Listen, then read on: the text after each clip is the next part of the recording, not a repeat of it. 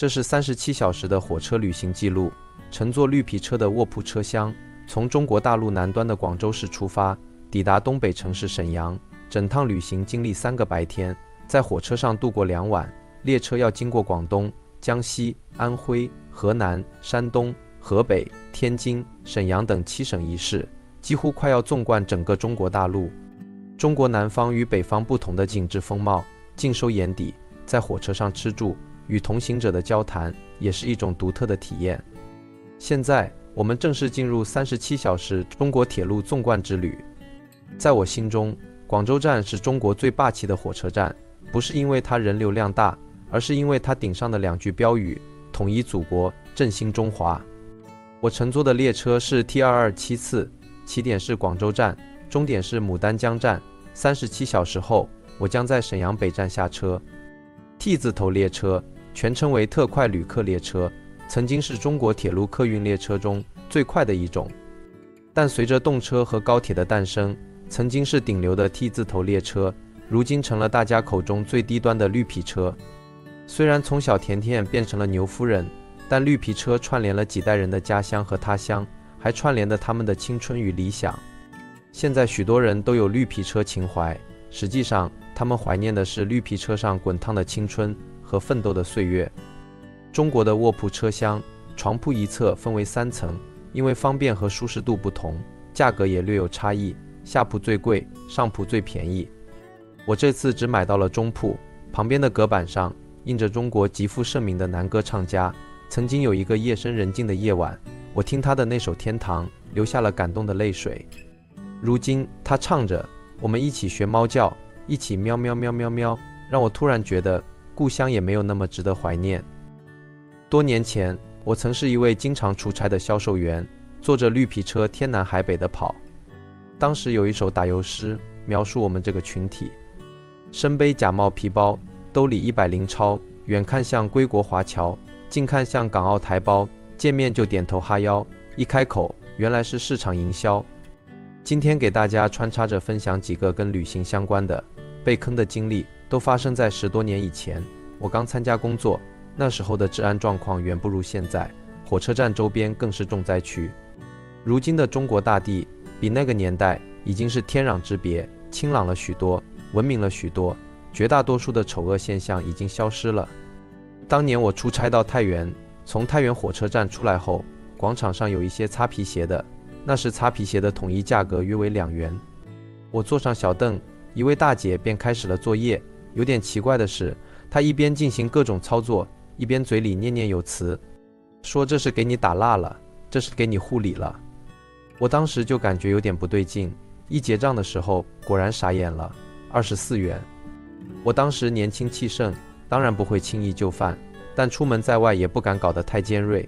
我选择斗而不破，在大姐的小凳上放了4块钱，说我只肯出给4块，多了没有。言罢拂衣去，深藏功与名。估计擦鞋的大姐看我态度坚决，另外能收到4元的结果也还算不错，于是这个事情也就如此结束了。接着讲被坑的经历。这次被坑情节比较严重且恶劣，为了避免地域攻击，我在此隐去地名。我出差到某省会城市，在火车站附近的小超市买了一个电动剃须刀。我至今还清楚地记得，小超市里的电器柜台，老板是一个留着寸头、戴着眼镜的中年男人，面貌体型很像之前中央电视台体育频道足球之夜的那个男主持人。我当时买的是一个飞利浦的剃须刀，99元。回到酒店后，我才发现这个剃须刀的刀头并不是飞利浦原装的，换成了国产的替代品。从产品包装盒上的图片与实物对比，可以清楚地发现区别，因为刀头上的 logo 都不同，实物上的字母不一样，还是汉语拼音。要知道，这种剃须刀原装刀头卖69元，而国产的替代品只需要6元，价格相差悬殊。我回到小超市，指着包装上的图片和实物上印着拼音 logo 的刀头，跟老板说这个刀头不是原装的，得给我换一下。中年男老板指鹿为马，说就是原装的，坚决不换也不退。我实在没辙，就准备认亏走人，对中年男老板说，你这是销售假冒伪劣产品，东西不贵，你不退换就算了。我拿着剃须刀就往超市门口走，结果有2个保安拦住我，说超市的出口在那边。我顺着他指的方向一看，那个门黑洞洞的，应该是个仓库。我当时就明白了，如果我真往那个方向走，会被他们关在小黑屋里打成猪头。说时迟那时快，我迅速启动，从2个保安中间的空隙突破过人。其中一个保安早有防备，一脚飞踹到了我的腰。我根本顾不上反击，卯足了劲往前逃跑，2个保安在后面追赶。在这个省会城市的大街上，我如丧家之犬，在人群中一路狂奔，2个保安在后面紧追不舍。不知情的路人还以为我是一个小偷，作案被发现，被保安追捕。此时如果有人见义勇为，在我面前伸一个绊子，迎接我的将是拳打脚踢和头破血流。全世界的声音都消失了，只有风声在我耳边呼啸。我的速度越跑越快，就像一支火箭，似乎就快要抵达火星。最后我终于甩掉了2个保安。这是我最惊险的一次消费，我都已经放弃维权了，只是说了一句商家售卖假冒商品，就要对我进行围殴。我至今都似乎还能记得那2个保安的脸，很像我农村小伙伴的神态。我们都处于社会底层，就为了这么一点事情，却要如此残酷地互相倾轧。可以说，这件事情甚至一定程度改变了我的世界观。接下来的余生里，我的阴谋猜忌和冷酷无情，也许就源自这个小超市里中年眼镜老板和2个保安。公安机关正在开展3打3防专项行动，严厉打击霸座、猥亵妇女，还有醉酒滋事啊！警察提醒啊，乘车期间啊，少喝酒啊，不要酗酒啊，不要醉酒滋事。单身女旅客啊，乘车期间啊，一定要注意防猥亵。有前科劣迹还有不良嗜好男旅客啊，劝你不要伸手摸女旅客啊，一旦伸手啊，必定会被抓。玩手机啊，谨防电信诈骗，不要轻易转账，轻易汇款。继续讲我的旅行被坑经历。我从厦门坐长途客车到达福州汽车站，就在汽车站的出站口，2个拉客的男子一左一右架着我的手臂，嘴上说着客气的话，直接把我架进了他们的餐馆。他们软硬兼施，我无处可逃，被迫吃了一顿无可奈何的饭。至于饭菜的味道，唯一的期待就是服用过后不要秒变喷射战士。说了吃饭之后，我转到上海，点了2个菜，青菜里面发现了一只菜虫，我跟服务员指出来后，他马上给我换了一盘。实际上在那个年代，如果不是在上海等特大城市，指出菜里有虫是有风险的，厨师有可能提着菜刀过来给你提供售后服务，如果反咬一口说你想敲诈勒索吃霸王餐，你可能还要付出多一点的金钱代价。在当年的北京西站，我还看到了令我瞠目结舌的一幕，一个残疾人坐在轮椅上卖报纸，他的叫卖居然是某香港天王死了，快来买报纸看。这位残疾人虽然是弱势群体，但是用这种阴毒诅咒的标题党叫卖，实在是有些令人不齿。那位香港天王勤奋谦卑，形象极其正面，可以算是我辈楷模。10多年后的今年还在开演唱会，由此可见，正气凛然的人是不会因为小人的诅咒而受损的。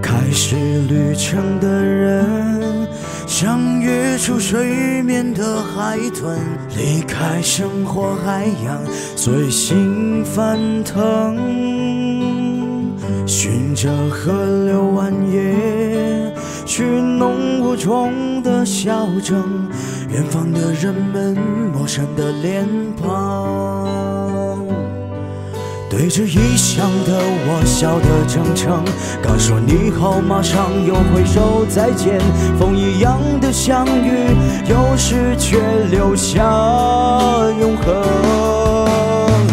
孤独的旅行走到疲惫，脚步却更轻盈，没想过收获，却收获良多。安静的旅行走到远方，最终又回到最初，那些平凡的日子有光辉闪耀。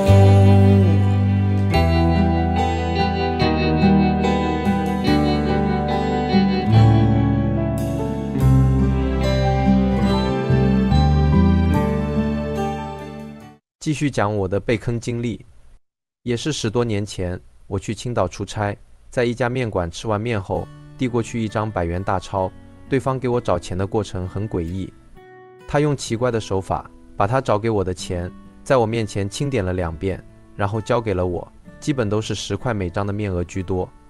我把他找回的钱放进钱包，走出店门没几步，旁边一个光头大叔告诉我，我被坑了，刚才找给我的钱最起码少了20。可惜面馆找回来的钱已经和我钱包里原本的钱混在了一起，既无法确认，也没法提供证据。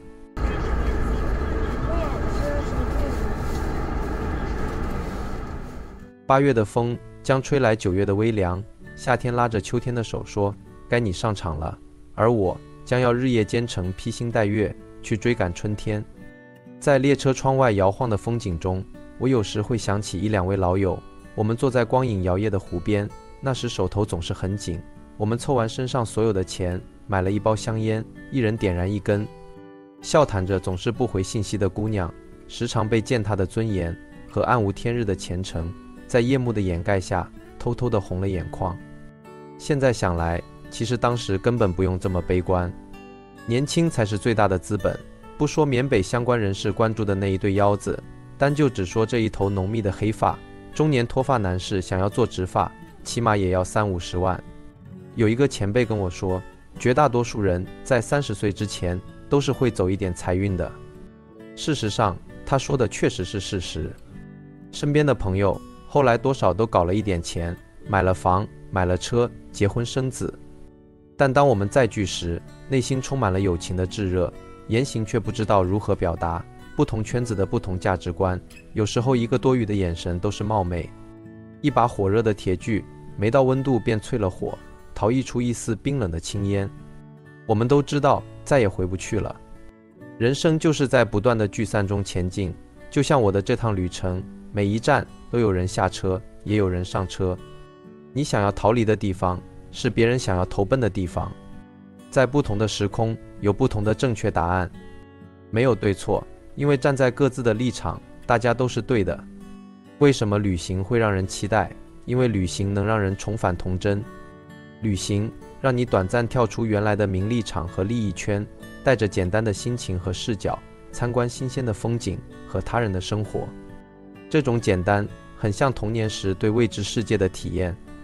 此刻，我坐在这行进的车厢之中，感觉自己变成了一尾蝌蚪，还没有长出手脚，没有烦恼和畏惧，只有清澈的无知和清澈的热烈。最后，很多人都希望在列车上能够邂逅爱情，或者有一段艳遇。我之前的一个视频就讲述了我当年偶遇一个哈尔滨女孩的故事，大家可以点击观看。我的中国铁道之旅仍在继续，欢迎大家订阅。